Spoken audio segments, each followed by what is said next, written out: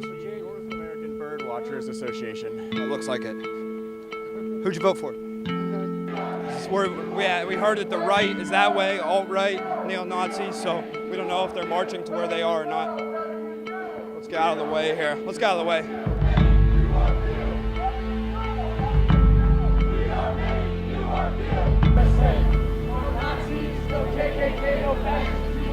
You think I'm a Nazi? I'm not. I don't want to do the stereotypical I have black friends, but I would like for them to know that, like, I have black friends. You against white genocide or what? White genocide? That's not a thing that's happening. The batting cages, where are they?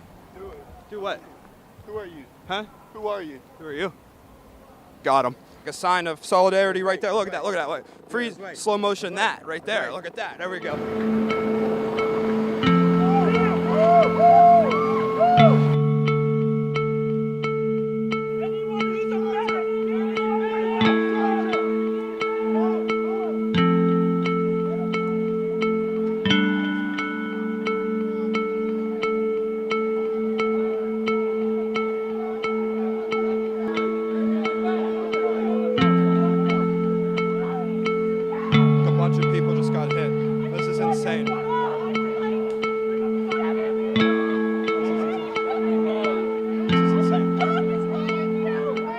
More than ever, you can see, why there's this divide.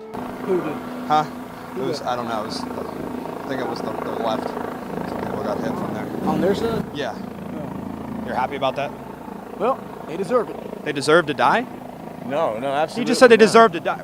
Why do you think they deserve to die? They're the scum of the earth. Yeah. They have violently attacked our people. They have sent death threats to us. So you think that those people deserve to die, is what you're saying? I don't think so myself, sir, so let's move it. I think so. That's my statement. I sure don't think That doesn't make sense. That's messed up. Don't worry about that. I don't think so. Yeah. Loser! Loser! Get him. Look at that loser! Loser! Who do you think's giving a better interview, me or this guy? Me.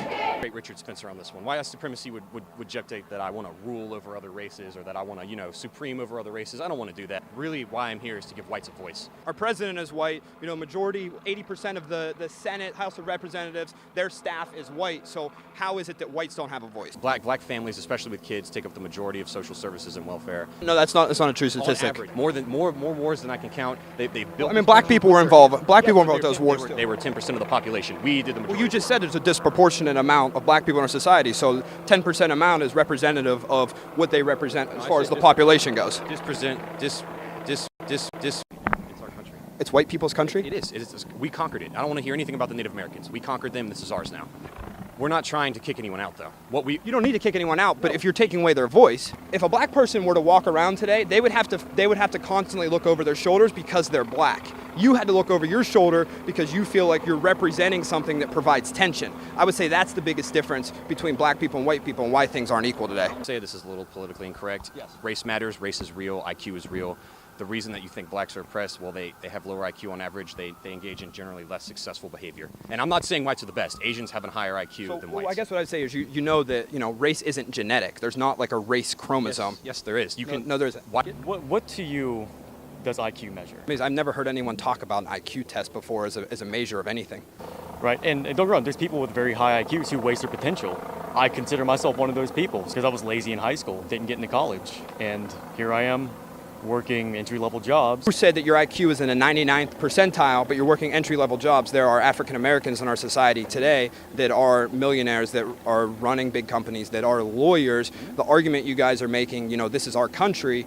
If you have people that have, in your words, lower IQs that are making something out of nothing, and what you're doing is you have a high IQ and you're working entry-level jobs, aren't black people help promoting the growth of the U.S.? We love all people of all religions and faiths, but the thing is, we just don't want division. That's what we don't want, and that's where diversity tends to lead, is to that point. You believe that you want to promote equality, but you want to keep things divided. Well, you feel that whites should have the main voice in our country. Well, yeah, I think we should remain. But isn't that the opposite of equality? What would you say that the Confederate flag represents? People being divided. When he said, "I have a dream," the dream is not what most people think it is. What was his dream then that you know of it? His dream was was cultural Marxism spreading throughout all the country. He didn't want black people to have equal rights. No, he wanted them to have additional rights. Additional rights, he just wanted them to be equal. Their enemy is among themselves. Most of the crime. So there's no people here that they're enemy of black people. It's themselves. there So is. what you're saying Yeah, is, oh, yes, yeah, so what you're saying is the Black Lives Matter, the enemy within Black Lives Matter is other Black Lives Matters members. It's not the neo-Nazis and white supremacists. Land. You know? But this is a white person's homeland. Well, if you look at the first immigration law, it restricted immigration to free white men very clearly.